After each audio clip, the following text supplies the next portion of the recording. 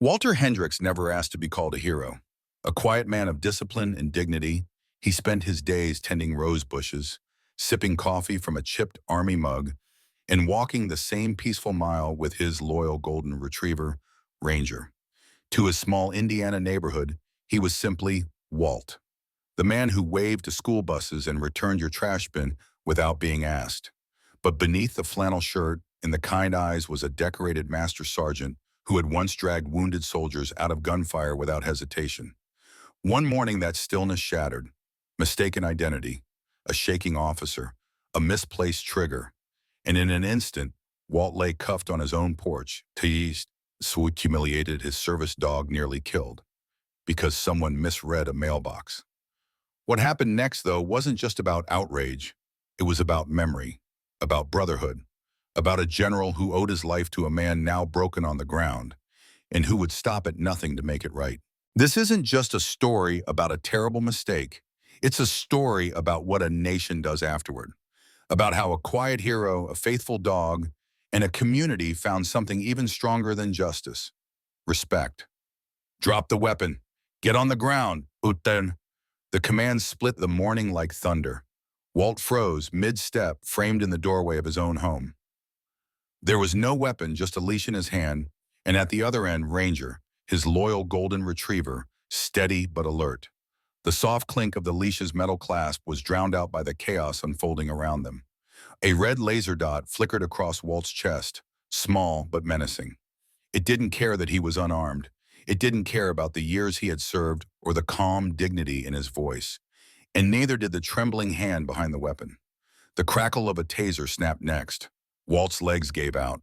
He dropped like a sandbag, body slamming onto the porch planks, the leash slipping from his grip. Ranger barked, frantic and guttural, circling his fallen partner. Then the noise changed. Not shouting, not tasers, engines, heavy ones. The ground seemed to shudder beneath the weight of incoming Humvees barreling from both ends of the street. Soldiers spilled out, swift and disciplined, surrounding the cul-de-sac in practice formation. A man stepped forward from the lead vehicle, chest decorated in ribbons and brass, shoulders squared by the weight of command. His boots halted when he saw the man crumpled on the porch. His breath caught, because the man lying there wasn't just some suspect. It was Walter Hendrickx, the man who had saved his life. Walt, as most knew him, wasn't the type who drew stares. At 69, he blended into the rhythm of Cedar Grove like an old oak tree, steady, weathered, always present. He lived on a quiet cul-de-sac in a modest single-story home with a gray porch swing and a yard that looked like it belonged in a brochure for Midwestern peace. Walt had once been a master sergeant in the U.S. Army. 22 years of service, most of it overseas, most of it spent in places where peace was a foreign language. But Walt had traded combat boots for gardening gloves a long time ago. He had no need for parades or recognition. The only salute he cared about anymore came from the flag he raised every morning at sunrise. His life was ordered and full of quiet intention. Every morning he rose at 6, brewed coffee the old-fashioned way, no pods, no shortcuts. He stretched. He walked exactly 1 mile with Ranger, his golden retriever, who was more than a companion. Ranger was trained to respond to panic attacks, flashbacks, the long silences that haunted combat veterans long after they left the battlefield. He could sense Walt's tension before it even surfaced. They moved together, man and dog, like a two-man unit on patrol, calm, attentive, bound by something more than leash and collar. Walt had lost his wife, Ellen, 8 years ago. Cancer took her fast. Since then, the house had been quieter. Not empty, never that. Her photo still sat on the mantel, soft smile frozen in time. The rose bushes they planted together still bloomed each spring, and Walt tended them with the care of a man holding on to more than just memories. Most of the neighbors didn't know what Walt had done in the Army. They didn't ask, and he didn't offer. But they knew he was the kind of man who would mow your lawn without being asked. He waved at every school bus. He saluted at the Veterans Memorial every November, sometimes with tears in his eyes, always alone. He volunteered twice a week at the VFW. The younger vets listened when he spoke. The older ones knew exactly who he was, not just a soldier, but a man who had endured and carried it all with grace. His days were simple: Stretch, coffee, walk, breakfast, read the paper, check the roses, maybe call in on the widow down the street. No headlines, no chaos, no surprises. Until this morning, the morning that shattered everything. It had started like all the others, calm, steady, wrapped in routine. He was in the kitchen, leaning against the counter in a flannel shirt so soft it looked like it belonged in a photo album. He cradled his chipped army mug, savoring the first sip of coffee. Outside, the breeze hinted at spring. Maple buds fluttered. The sun painted faint gold across the lawn. Ranger waited by the door, tail swaying softly against the floor like a metronome. Walt smiled, setting his mug down. "You ready, partner?" he asked. That was when the world changed. A screech of tires broke the silence. Shouts, not arguments. Orders. Barked too loud, too fast, filled with adrenaline but not precision. He stepped to the door, cautious but not afraid. He clipped the leash onto Ranger's collar, then he opened it. Black vans, tactical gear, guns, helmets, masks. Not next door, not across the street, coming straight for him. "Police! Search warrant! Hands where we can see them!" Walt's breath stilled. He didn't panic. He trained for this kind of moment. Slowly, carefully, he stepped onto the porch, raising his hands like he'd taught dozens of recruits to do over the years. His voice was clear, calm. "This is my house," he said. "I think you've got the wrong..." But the red dot had already found his chest, and the trigger had already been pulled. And in that instant, the quiet man with the rose bushes, the service dog, the coffee ritual, became a name shouted into radios. A body on a porch, a headline waiting to be twisted, and the general who saw him fall. He remembered.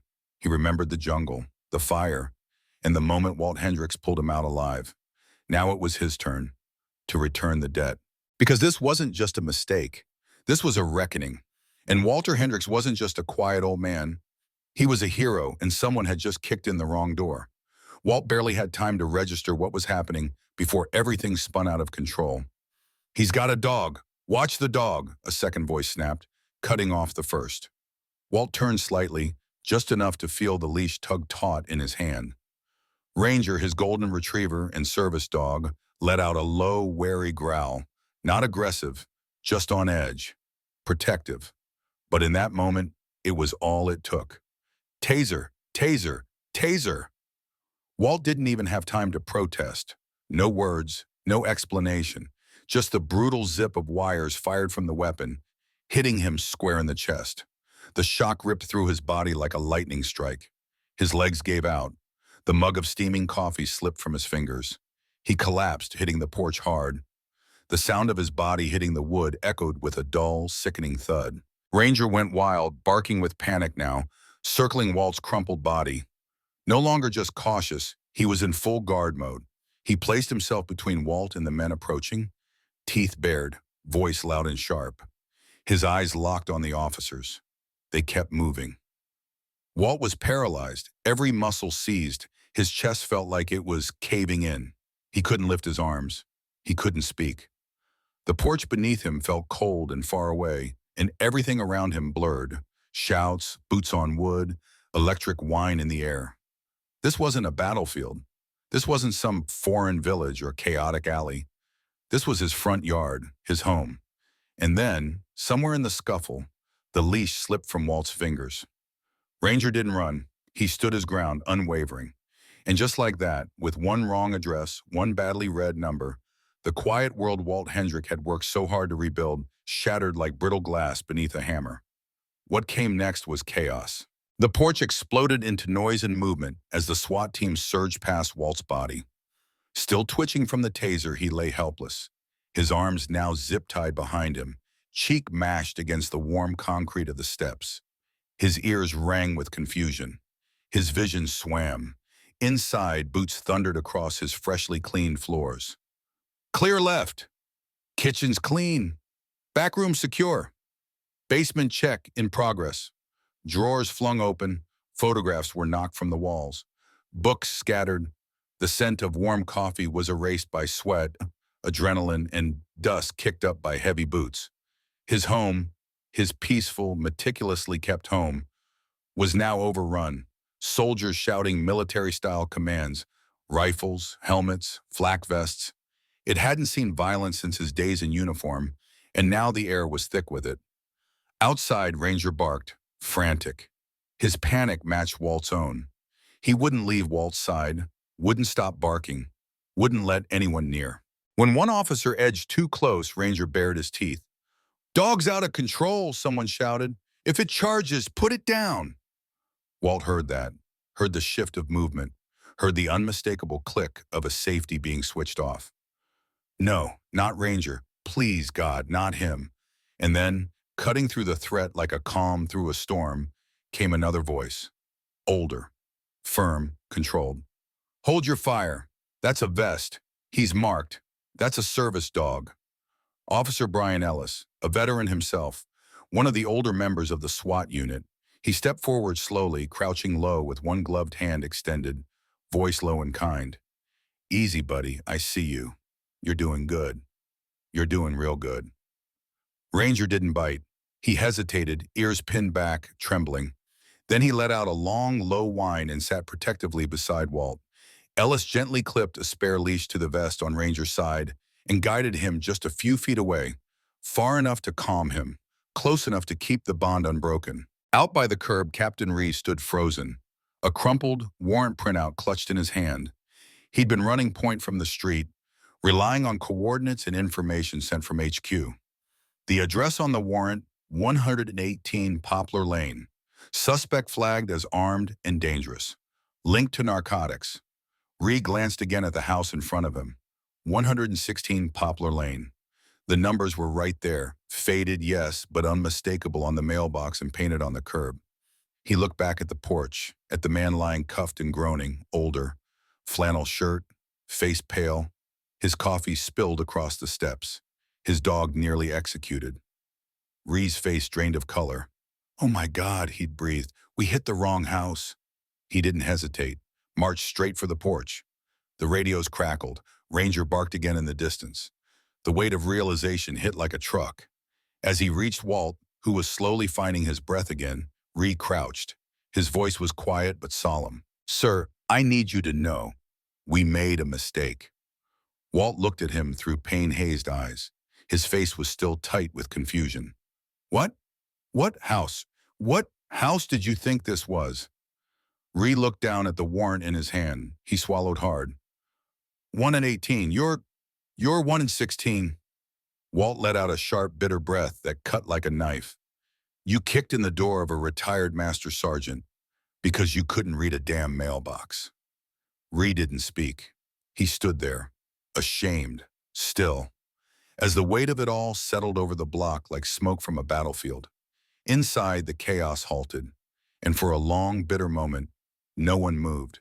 The world seemed to tilt in that moment, the narrative slipping from the hands of law enforcement and into something rawer, deeper. What they thought was the swift takedown of a hostile threat had unraveled into a catastrophe of public proportions. A disaster not of resistance, but of perception. An old man tased and crumpled on his own front steps, a man whose quiet life had just been detonated in full view. And yet, through the pain and electric convulsions racking his body, Walter Hendrickx managed one last act. A twitch of his fingers to tap the side of his phone, nestled in the pocket of his flannel shirt. It had been rigged with a voice-activated emergency message, a habit picked up after a panic attack left him speechless 2 years ago. It was supposed to be just a precaution, but now it was a lifeline.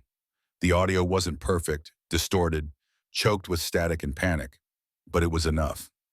"It's Walt. My house. Something's wrong. They think I'm help." The message pinged its way through to a short list of trusted contacts. At the very top, George Kelly, a Vietnam veteran who worked late nights at the VFW post in Marion County. George didn't question it, didn't hesitate. He forwarded it straight to someone who would know exactly what to do. Someone who still bore the debt of a life saved in a place far from here. General Frank Dawson. Years ago, he had been a young lieutenant bleeding out behind enemy lines, a piece of shrapnel lodged deep in his thigh. Fire was everywhere, bullets, smoke, screams, and Walt had dragged him from the wreckage, not just out of the firefight, but out of a burning transport convoy. No hesitation. Walt had been a rock in the madness, a leader who didn't speak much, but whose silence carried the weight of absolute command. Dawson never forgot that. So when the alert came through, smack in the middle of a National Guard disaster preparedness drill at Camp Atterbury, Dawson didn't wait. The screen lit up with George's message. Walt's in trouble. SWAT hit his house. He's down. Dawson stood up, barked to his operations chief. We're moving, Cedar Grove, veteran down, a friend. Oh, sir, with respect, the ops chief said. This is outside our authority. Civilian jurisdiction? You're right, Dawson cut in, eyes burning. But so is tasing a decorated master sergeant on his own damn porch. With that, 3 Humvees and a support truck peeled off from the live drill. Their lights stayed low, but their urgency was unmistakable as they surged through the Indiana countryside. Inside, soldiers checked their weapons and communications gear, not sure what they were walking into, but knowing it mattered. Because for General Dawson, this wasn't just a mission, it was a promise. Poplar Lane seemed quiet when they rolled in. Too quiet. Drapes twitched, faces pressed behind windows. Every neighbor had heard it, the crashing chaos of the raid, the yelling, the thud of boots and bodies. But now they heard something new. The low, steady thunder of military vehicles rolling up their suburban block. Captain Rhee and his SWAT unit, still stunned by their catastrophic mistake, looked up just as the first Humvee turned the corner. Olive drab and imposing, the vehicles came to a halt in practiced unison. Doors flew open. Soldiers in full ACU uniforms disembarked, swift, silent, efficient. No shouting, no confusion, just control. Then the lead vehicle's door swung open, and General Frank Dawson stepped out. His boots hit the pavement like a gavel. His face was granite, unreadable, but his eyes swept the scene fast, calculating everything. He saw Walt, still cuffed, slumped near the porch. His dog, Ranger, sat rigid and alert beside him, the loyalty of years etched into his stillness. Walt looked as if he'd been thrown from a speeding truck, bruised, disoriented, broken not just by pain, but by something deeper. Dawson didn't wait. He didn't acknowledge Rhee, didn't ask for clearance. He walked straight to Walt and knelt beside him, one steady hand resting on his shoulder. "It's me, Walt," he said, voice quiet but certain. "It's Frank. I'm here now." Walt blinked. Recognition shimmered behind the haze. "Didn't expect to see you again," he rasped, voice raw and thin. "Least of all on my front lawn." A shadow of a smile tugged at Dawson's mouth. "You pulled me out of hell once. Least I can do is return the favor." And with those words, the air shifted. This wasn't cleanup anymore. This wasn't containment. This was restoration. This was sacred ground being reclaimed. As Dawson stood again, surveying the wreckage, an overturned porch chair, a shattered coffee mug, the front door sagging half off its hinges, he didn't flinch. But what struck him most wasn't the chaos. It was the look in Walt's eyes. Not just pain, betrayal. Walt had given everything to his country, and now his country had knocked him to the ground on the very doorstep he had defended with quiet dignity for a lifetime. Dawson's voice cut across the lawn like a blade. "Captain Rhee." The SWAT leader turned, startled. "Sir, your team is done here," Dawson said, voice like cold steel. "Stand down. Withdraw from this property immediately." Rhee stammered. "We had a warrant. There was a—" "For the wrong house," Dawson snapped. "You assaulted a decorated veteran, nearly shot his service dog. You turned his home into a war zone. On my watch? Not today." Rhee stood frozen for a moment. Then slowly, painfully, he nodded. "Yes, sir." He turned and started shouting commands to his men. The team responded without hesitation to Dawson's orders. They moved like men who knew they'd just stepped into something deep and ugly. Rifles lowered, flashlights clicked off. The tension in the air loosened just enough for them to breathe again as one by one the SWAT officers filed out of Walt's home. Their boots echoed down the quiet street under the stern watch of the National Guard soldiers standing sentinel. Media crews had already swarmed the neighborhood. Word traveled fast in towns like Cedar Grove, especially when half a dozen military vehicles rolled in without warning. Reporters were shouting questions, cameras flashing like strobe lights, microphones pushing forward as though they could force the truth out of the air. Dawson didn't shy away. He stepped forward, calm and commanding, and gestured toward Walt, who was still on the ground, surrounded by medics. "This man," Dawson said, his voice firm, "is Master Sergeant Walter Hendrickx, retired, a combat veteran, a patriot, a man who gave the better part of his life in service to this country, and today, because of a gross failure in protocol, he was assaulted in his own front yard." His words cut through the noise like a blade. "Let me be absolutely clear," Dawson continued. "This is unacceptable. You don't treat veterans this way. Not on my watch." A medic was on one knee beside Walt, carefully cutting away the fabric of his shirt to reach the two angry red punctures where the taser barbs had lodged. Ranger, now calmer but visibly shaken, stayed protectively near his master's side, ears back, eyes alert. Another medic, trained to care for service animals, approached the dog gently, offering a dish of water and checking for signs of stress trauma. Walt winced slightly as they shifted him, but he nodded when helped into a sitting position. The plastic cuffs that had bound his wrists were finally snipped off with a soft click. He slowly flexed his fingers, trying to push past the ache. Then he looked up at Dawson, and despite everything, despite the pain, the humiliation, the shock, he offered a wry, tired smile. "Well," he rasped, voice raw and gravelly, "didn't think I'd need backup in my own yard." Dawson chuckled quietly and crouched beside him. "You've always had backup, Walt," he said. "Just needed the right frequency to call it in." Walt gave a slow nod. "Glad you answered. I owed you." Dawson's eyes softened, his voice dropping. "And I always pay my debts." The two men sat in silence for a moment, the weight of it all heavy in the air. Ranger rested his head on Walt's knee, sensing the shift. The sounds of the retreating SWAT team slowly disappeared down the block. What remained was quieter, heavier but steadier, more grounded. The standoff had ended. The wreckage, emotional, physical, institutional, was plain to see. But so too was the reckoning. In that moment, bruised and aching, but upright, Walter Hendrickx was no longer just a name on a mailbox. He was a symbol, a line in the sand. The reason change was coming. That evening, just as the sun dipped below the Indiana horizon, the state's governor stepped up to a podium outside the Capitol. The flags behind him rippled softly in the warm breeze, but the air was thick with gravity. The viral clip of an elderly veteran being tased on his own porch had swept across the country in a matter of hours, replayed endlessly on social media, featured on news broadcasts, dissected in editorial panels. The governor's voice was solemn. "I want to begin," he said, "by offering a full and unreserved apology to Master Sergeant Walter Hendrickx, U.S. Army, retired, and to every veteran who watched what happened today with disbelief and heartbreak.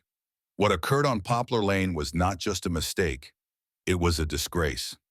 That statement wasn't just a gesture, it was a catalyst.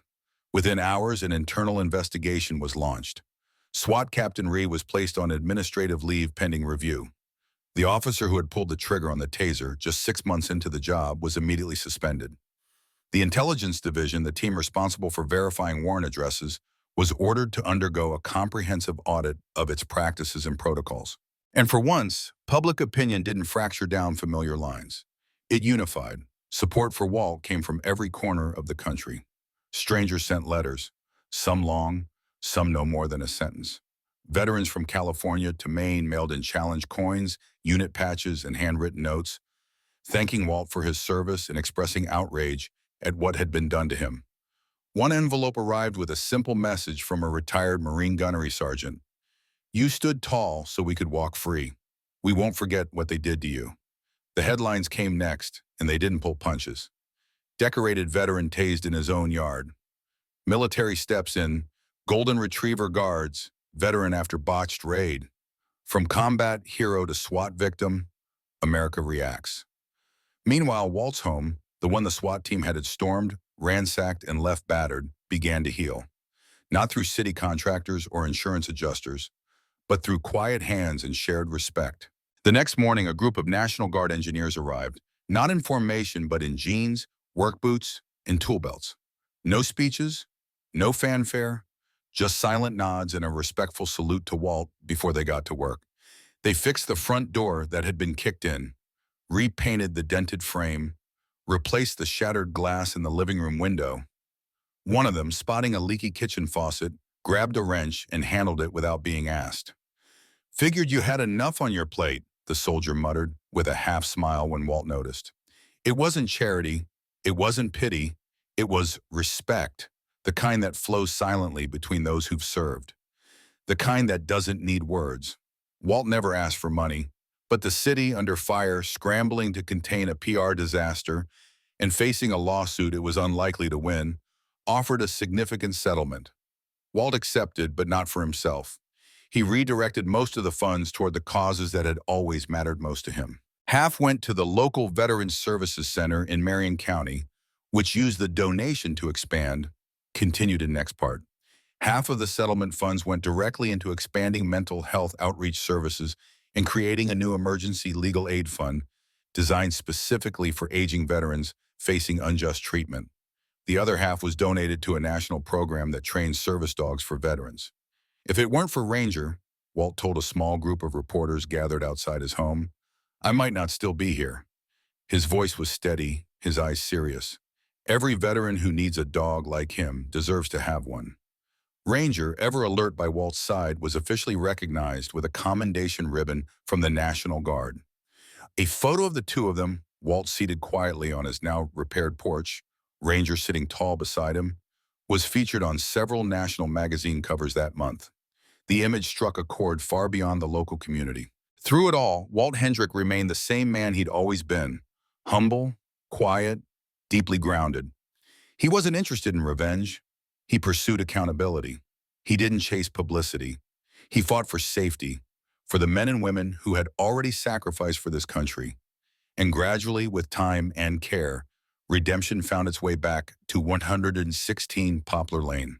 In the days that followed the raid, something began to shift on that little street in Cedar Grove. Something deeper than any official apology or media attention so it could have triggered.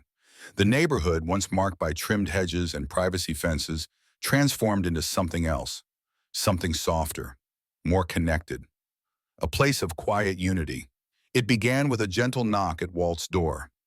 Mrs. Kepler, who lived 2 houses down, stood there with a casserole dish wrapped in a faded kitchen towel. "I didn't know what you liked," she said, her voice barely above a whisper.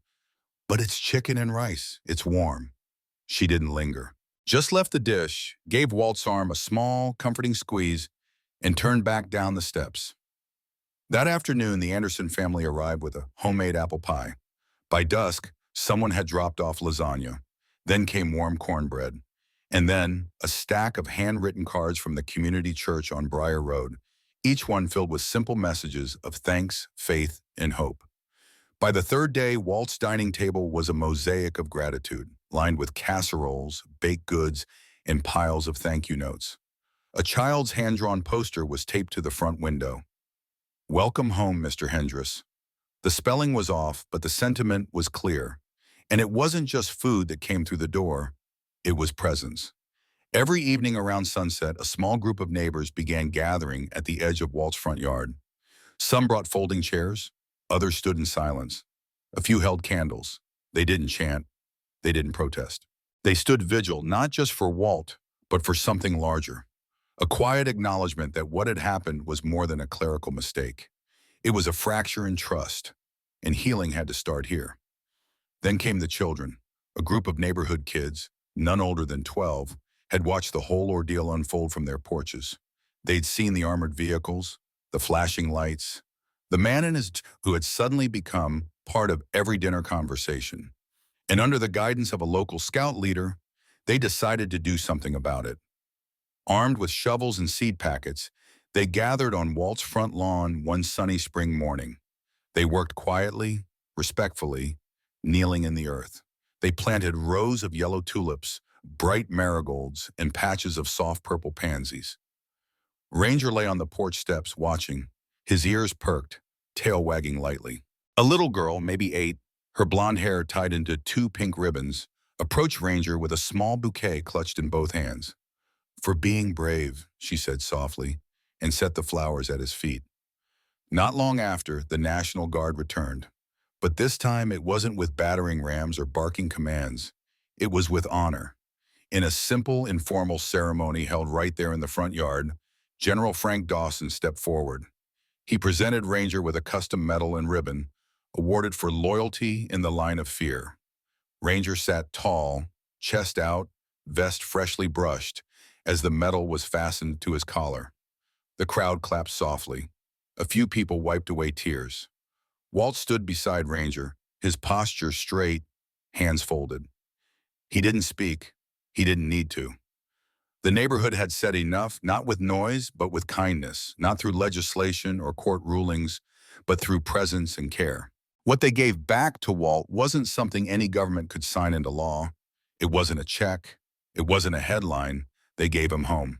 That late afternoon, the sun hung low above Cedar Grove, casting long golden rays across the street. The chaos was gone. The reporters had packed up. The sirens were a memory. The porch door no longer hung from its hinges, and the garden beds bloomed more vibrantly than ever before. Walt Hendrickx sat in his favorite wooden rocking chair, a thick wool blanket draped over his knees. In his hands, a warm mug of coffee, not spilled, not broken, but whole, steamed gently. A few feet away, the American flag waved in the breeze, its red, white, and blue colors cutting sharp against the clean Indiana sky. He watched it like he always had, but this time the meaning felt heavier. The fabric wasn't just cloth anymore. It was memory. It was sacrifice. It was story. The screen door creaked, and General Frank Dawson stepped out onto the porch. No uniform, just jeans, a flannel shirt, and the quiet posture of a man who had finally let himself rest. "You always did keep that flag at regulation height," Dawson said with a soft grin, walking over. Walt didn't turn his gaze.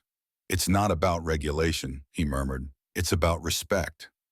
Dawson sat beside him, letting the silence stretch between them like an old, familiar song. At their feet, Ranger slept soundly, one paw twitching with dreams, his new medal catching the light like a small, silent star. After a while, Dawson spoke again, quietly, thoughtfully. "You know, sometimes this country forgets, gets too loud, too busy, too wrapped up in itself." Walt nodded, still watching the flag. "But then," Dawson continued, "something happens, and it reminds us who the real heroes are." He exhaled slowly, the kind of breath that carried decades of weight. "We're not heroes," he said at last. "We're just the lucky ones who made it back." Dawson turned toward him, his gaze distant, darkened by old memories that still lingered behind his eyes. "And that's exactly why we honor you," he said quietly. Voice steady, certain. They didn't say much after that. Words felt too small, so they sat together. Two men no longer young, their backs straight, not from pride, but from enduring. Their silence wasn't empty. It held something heavier, more sacred. The wind moved gently through the trees, and a bird sang from somewhere just out of sight. A neighbor's wind chime added its soft notes to the hush, each delicate clink falling in time with the creak of the porch's rocking chair. And behind them, the American flag swayed steadily in the late afternoon breeze, unbothered, unwavering.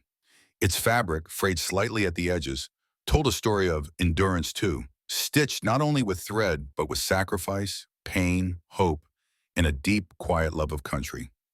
The camera pulled back slowly, framing the image with care. Walt's hand rested gently on Reese's back, an unspoken gesture of brotherhood, of shared battles, of lives spent carrying what others couldn't see. They both watched the flag. The sun was sinking now, streaking the sky in a warm orange haze, drawing the day to a close with quiet grace.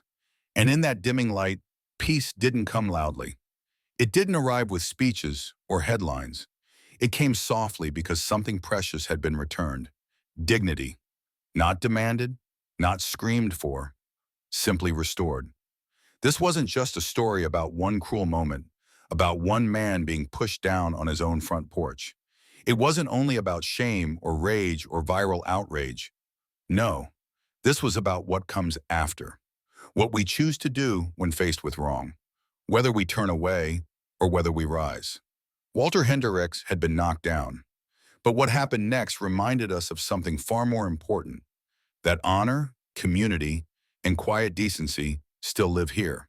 That even when the world feels harsh and divided, there are still people who care. Neighbors who plant flowers on a veteran's lawn without asking for credit. Fellow soldiers who drop everything to stand beside one of their own. Loyal dogs who remain at their master's side, refusing to leave even in pain. It makes you wonder, how many veterans walk among us, invisible? How many have been overlooked, mistreated, or dismissed because no one was paying attention? How often do we confuse silence with irrelevance or aging with uselessness? In a time when news cycles are a blur and our focus moves from one headline to the next in a heartbeat, maybe we all need a reminder. A reason to pause, to slow down long enough to see the people who've borne the weight of this country on their backs, and to speak up when they're wronged, because this isn't just a story, it's a question, it's a mirror, it's a call, and maybe it's a conversation we all need to keep having. So if you've ever experienced something like this, or know someone who has, we want to hear from you. Do you think veterans receive the respect they have earned in today's world? What can we do together to be better neighbors, better citizens, better people? Leave your thoughts in the comments below. Let this be more than a moment. Let it become a movement. If this story touched you, please consider liking the video, subscribing to our channel, and sharing it with someone who believes in doing what's right, even when it's hard. Because the true power of any nation isn't measured by its wealth or its weapons. It's measured by how it treats those who served, how it honors the ones who stood at watch so the rest of us could sleep in peace. Thank you for watching. God bless you, and God bless those who serve. We'll see you in the next story.